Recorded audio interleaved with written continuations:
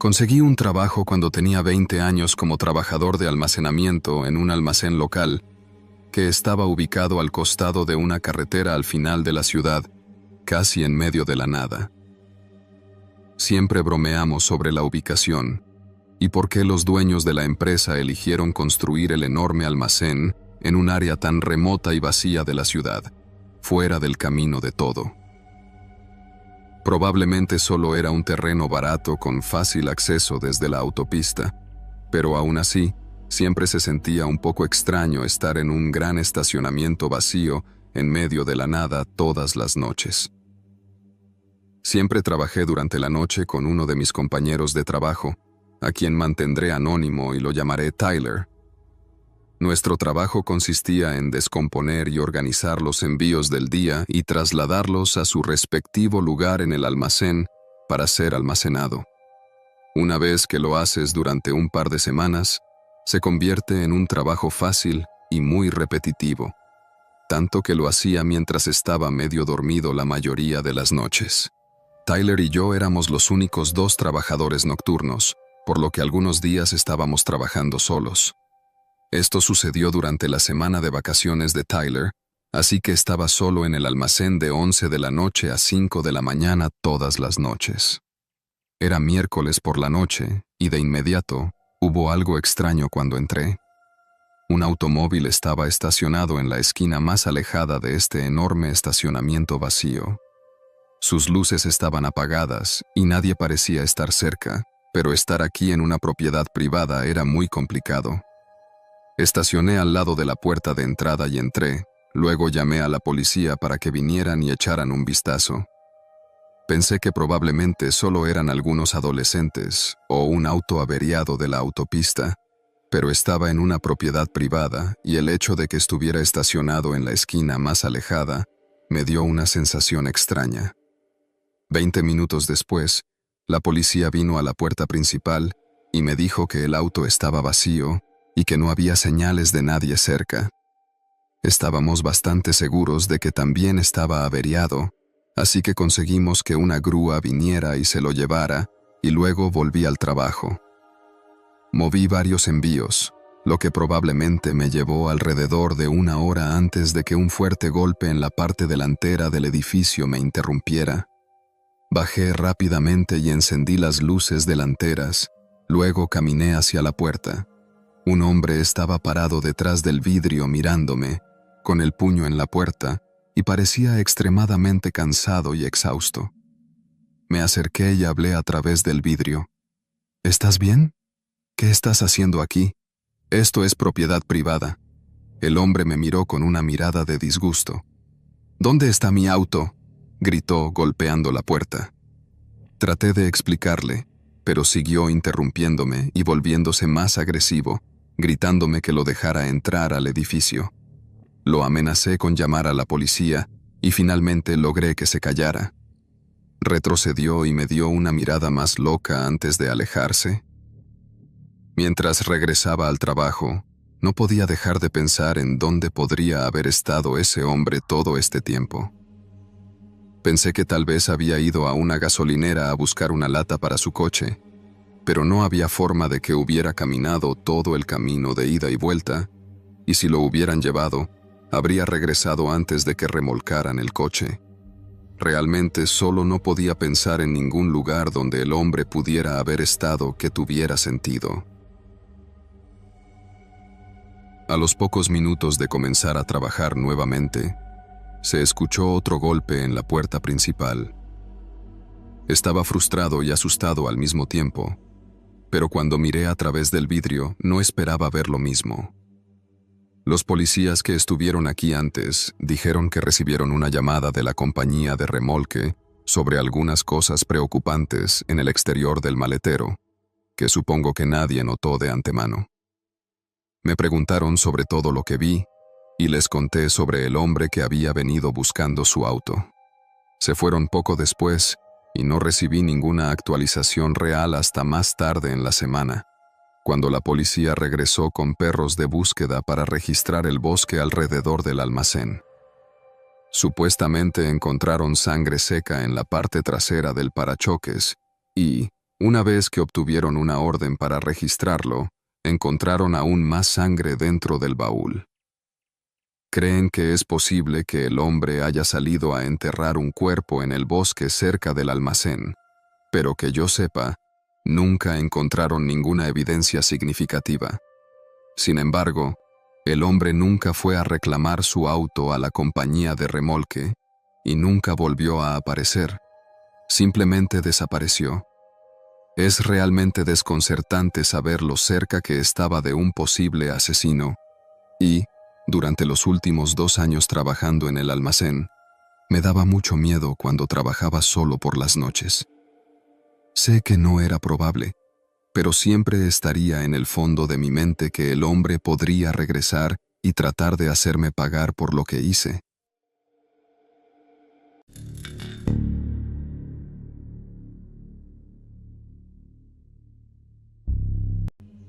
Estaba trabajando en la puerta una noche, tratando de conseguir algo de dinero extra para ahorros. No estaba demasiado ocupado, pero estaba recibiendo algunos pedidos aquí y allá para que valiera la pena. Un poco después de la 1 de la mañana, llegó un pedido para un cliente a 30 minutos de distancia. Era un viaje largo, pero el pago fue lo suficientemente bueno para mí, así que lo acepté. Conduje hasta el restaurante, algún lugar coreano local que parecía caro, y luego comencé a dirigirme a la casa. Al final de la ruta, comenzó a llevarme a una parte bastante mala de la ciudad. Había estado aquí antes sin problemas, pero mientras conducía y miraba todas las casas deterioradas, empecé a sentirme incómodo. Cuando llegué a la dirección, estacioné al costado de la carretera. Era una casa antigua, muy pequeña, con un camino de entrada agrietado y destruido. Salí de mi auto y comencé a caminar hacia el porche con la bolsa. Justo cuando iba a dejarla en el suelo, mi teléfono sonó. Después de no recibir respuesta, colgué y rápidamente terminé la entrega, apresurándome a regresar a mi auto. Mientras lo encendía y me abrochaba el cinturón, escuché que la puerta principal de la casa se abrió. Miré y vi a una mujer agitando los brazos en el aire y corriendo hacia mi auto, gritándome que esperara. Era tan extraño que estaba demasiado congelado para reaccionar. Corrió hacia mi ventana y comenzó a golpearla, pidiéndome ayuda. Todavía no tenía idea de lo que estaba pasando, pero abrí un poco la ventana y le pregunté qué necesitaba. Ella dijo que su hija de 3 años estaba adentro luchando por respirar y que necesitaba ayuda. La mujer comenzó a retroceder por el camino de entrada y me rogó que viniera a ayudar. Todavía en un confuso estado de shock, salí de mi auto y comencé a seguirla. Pero mientras lo hacía, noté que se callaba y tenía menos pánico. Empecé a pensar más, ahora que la situación era menos caótica, y de repente me di cuenta de lo extraño que era esto. ¿Llamaste al 911? Le pregunté, deteniéndome en el camino de entrada. Ella se dio la vuelta, y fue como si sus lágrimas y su pánico hubieran desaparecido. Dijo que no había tiempo, y comenzó a fingir de manera muy obvia que estaba en pánico nuevamente.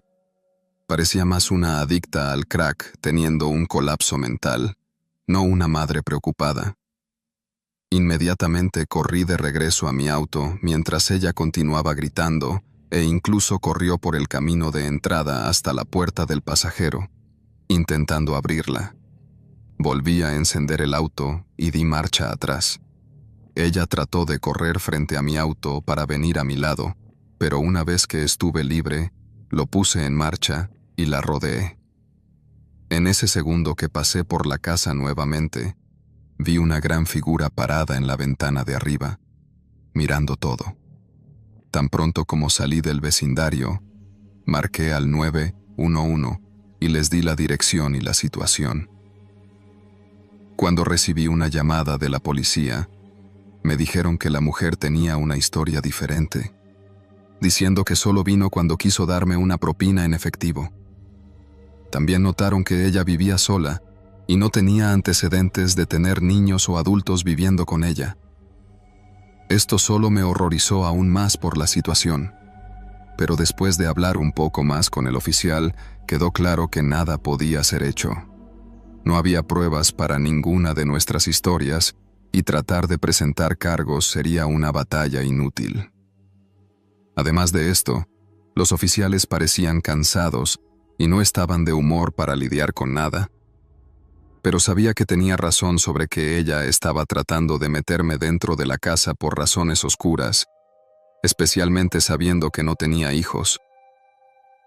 La parte más aterradora, después de saber todo esto, fue ver a esa persona dentro de la casa mirándonos, sabiendo que él estaba inquietantemente esperando que yo entrara a la casa.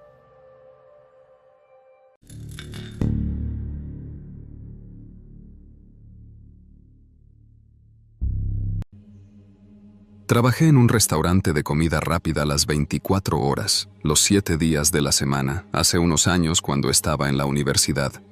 El trabajo no era divertido ni disfrutable de ninguna manera, y la mayoría de mis compañeros de trabajo eran de nivel medio.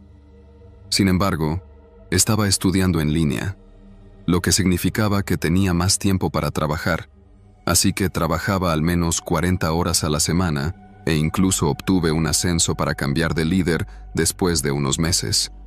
Algo de lo que no me di cuenta cuando acepté el ascenso fue que estaba firmando para ser oficialmente un empleado de tiempo completo, lo que significaba que podían hacerme trabajar en cualquier turno. Ni siquiera una semana después, me pusieron en el turno de noche y ni siquiera podía argumentar. Las noches eran una molestia en el trasero porque sería el único allí, así que si el autoservicio se atascara, entonces estaría trabajando sin parar y sin interrupciones. Aunque a veces estaría completamente muerto y simplemente estaría parado toda la noche frente a mi teléfono, esta fue una de esas noches. Estaba en la parte trasera de la cocina, sentado sobre una pila de cajas y hojeando mi teléfono, tratando de pasar el tiempo, cuando mi auricular sonó para alertarme de que había un cliente en el autoservicio. Me levanté y fui a la computadora, luego pregunté qué les gustaría pedir. Nadie dijo nada, así que me giré y miré la cámara del autoservicio. El carril estaba vacío. No había autos en el autoservicio ni siquiera en el estacionamiento alrededor del restaurante. El sistema nunca emite un pitido falso de esa manera, aunque hubo una ligera tormenta afuera, así que supuse que una gota de lluvia o un destello de luz debía haber activado el sensor de alguna manera.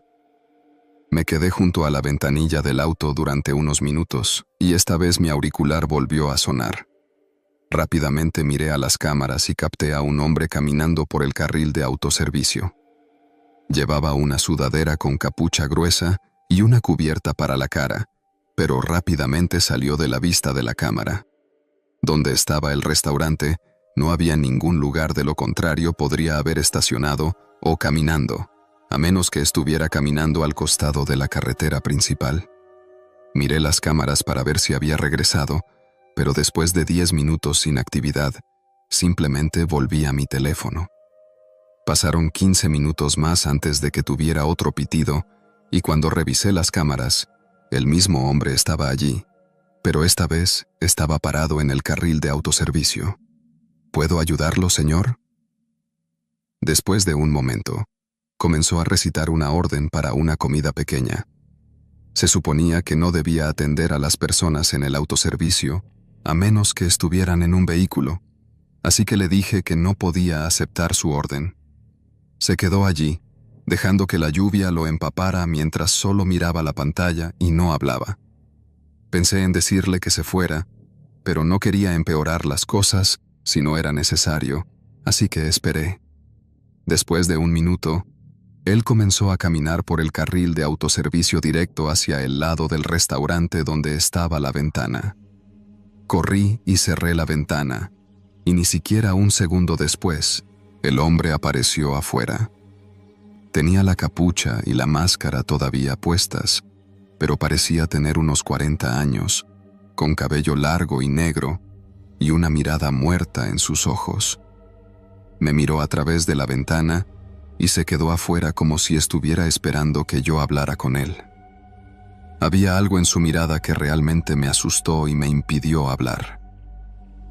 Luego dijo suavemente: «Abre».